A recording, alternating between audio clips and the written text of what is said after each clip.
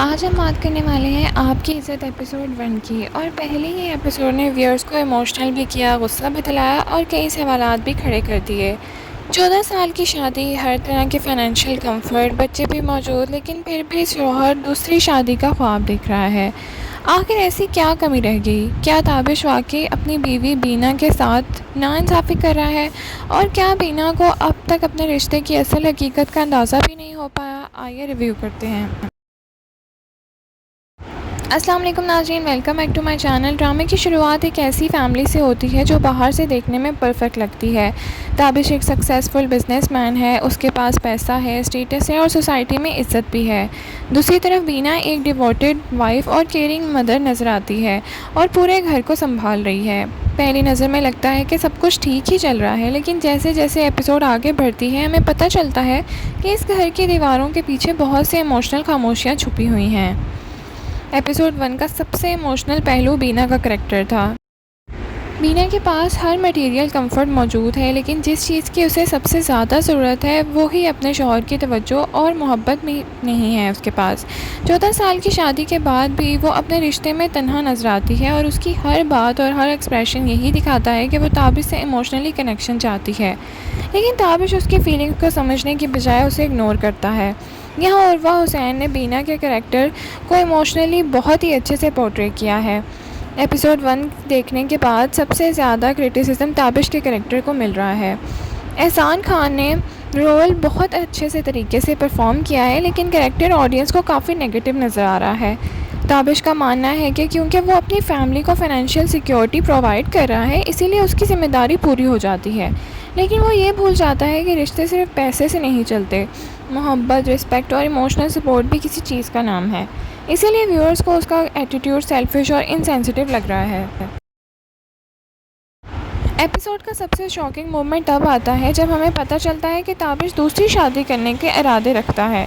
यहाँ कहानी एकदम से इंटेंस हो जाती है, क्योंकि बीना को शायद अभी तक इस बात का अंदाज़ा भी नहीं है कि उसका शौहर उसके पीछे क्या बात कर रहा है। सबसे ज़्यादा हैरान करने वाली बात यह है कि ताबिश अपनी ज़िंदगी को सक्सेसफुल समझता है, लेकिन उसकी सोच और एक्शंस उसके कैरेक्टर के अंदर छुपी कॉन्ट्रडिक्शंस को एक्सपोज कर रहे हैं। ड्रामे का एक और इंटरेस्टिंग एंगल स्टेटस भी था। ताबिश और उसकी फैमिली बैकग्राउंड सोसाइटी में काफ़ी रिस्पेक्टेड नज़र आते हैं और हर कोई उनकी ज़िंदगी को आइडियल समझता है, लेकिन राइटर्स ये दिखाना चाहते हैं कि हर चमकती चीज़ सोना नहीं होती। कई दफ़ा जो लोग बाहर से बिल्कुल परफेक्ट नज़र आते हैं, अंदर से वो टूट चुके होते हैं। और आपकी इज़्ज़त का पहला एपिसोड इसी रियलिटी को हाईलाइट कर रहा था। परफॉर्मेंस के हवाले से बात करें तो दोनों ही लीड एक्टर्स ने बहुत ही स्ट्रॉन्ग परफॉर्मेंस दी है। उर्वा हुसैन ने बीना का रोल में सिंप्लिसिटी और इमोशंस को बहुत अच्छी तरह कैरी किया।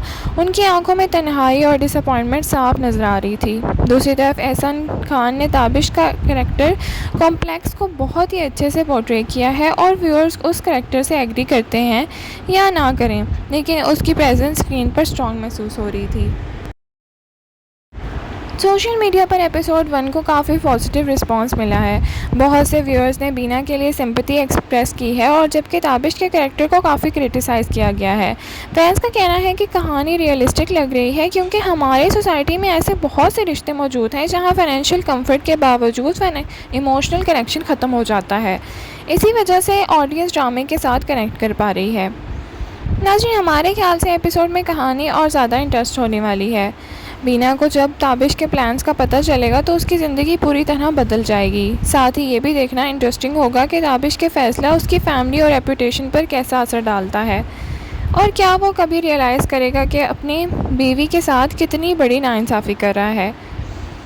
तो नाज़रीन, आपको आपकी इज़्ज़त का पहला एपिसोड कैसा लगा? क्या ताबिश का एटीट्यूड आपको भी गलत लग रहा है? और अगर आप बीना की जगह होते तो क्या करते? कमेंट सेक्शन में अपनी राय का इज़हार ज़रूर करें। लाइक, शेयर, सब्सक्राइब करना ना भूलें। Thank you so much for watching. Allah हाफ़िज़।